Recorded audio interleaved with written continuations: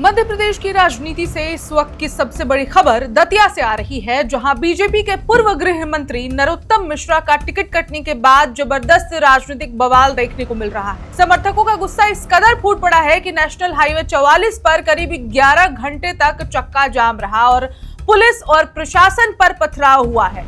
आंसू गैस के गोले दागने पड़े हैं और कई अधिकारी घायल हो गए हैं। एसपी तक के घायल होने की खबर आ रही है। तो आखिर दतिया में ऐसा क्या हुआ कि हालात हिंसा तक पहुंच गए हैं?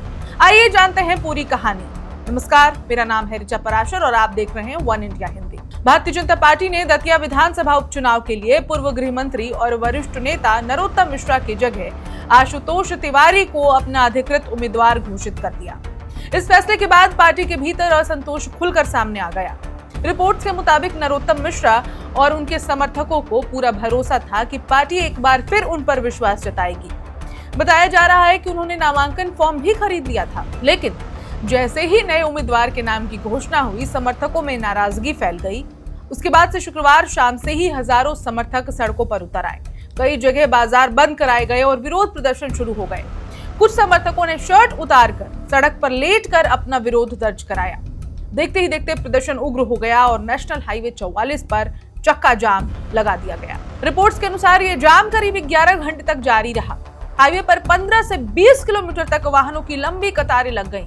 बसें, ट्रक, निजी वाहन और यहां तक कि एम्बुलेंस भी इस जाम में फंस गई, जिससे आम लोगों को भारी परेशानियों का सामना करना पड़ा। स्थिति को नियंत्रित करने के लिए दतिया के कलेक्टर स्वप्निल वानखेड़े और एसपी मयूर खंडेलवाल मौके पर पहुंचे और प्रदर्शनकारियों को समझाने की कोशिश की, लेकिन रिपोर्ट्स के मुताबिक सुबह के समय हालात और बिगड़ गए।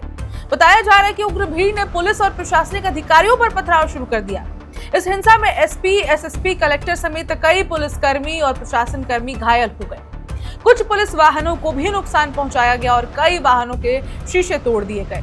हालात पर काबू पाने के लिए पुलिस को आंसू गैस के गोले छोड़ने पड़े, जिसके बाद धीरे धीरे भीड़ को हटाया जा सका और यातायात बहाल कराया गया। अब सवाल यह है कि दतिया में उपचुनाव क्यों हो रहा है? दरअसल 2023 के विधानसभा चुनाव में कांग्रेस उम्मीदवार राजेंद्र भारती ने नरोत्तम मिश्रा को हराया था, लेकिन बाद में एक मामले में अदालत से सजा मिलने के बाद उनकी विधानसभा सदस्यता समाप्त हो गई, जिसके चलते ये सीट खाली हो गई है और अब यहाँ उपचुनाव कराया जा रहा है। रिपोर्ट्स के मुताबिक इस घटनाक्रम के बाद पार्टी के कुछ स्थानीय पदाधिकारियों ने भी अपने पदों से इस्तीफा दे दिया है। फिलहाल दतिया में हालात सामान्य करने की कोशिश की जा रही है, लेकिन ये पूरा घटनाक्रम बीजेपी के लिए चुनाव से ठीक पहले एक बड़ी राजनीतिक चुनौती बनकर सामने आई है। अब सबसे बड़ा सवाल यही है कि क्या पार्टी अपने नाराज कार्यकर्ताओं को मनाने में सफल हो पाएगी और क्या इस बगावत का असर उपचुनाव के नतीजों पर पड़ेगा? इसका जवाब आने वाले दिनों में जनता के फैसले से मिलेगा, लेकिन फिलहाल इतना साफ साफ दिखाई दे रहा है कि बीजेपी और के कार्यकर्ता और खास करके दतिया में इस वक्त बेहद बवाल मचा हुआ है। इसमें पूर्ण शांति कब तक आएगी ये कहा नहीं जा सकता है। अपडेट्स पर हमारी नजर जरूर बनी हुई है। जो भी नए अपडेट्स आएंगे आप तक हम पहुंचाते रहेंगे। तब तक देखते रहिए one India. Subscribe to One India and never miss an update. Download the One India app now.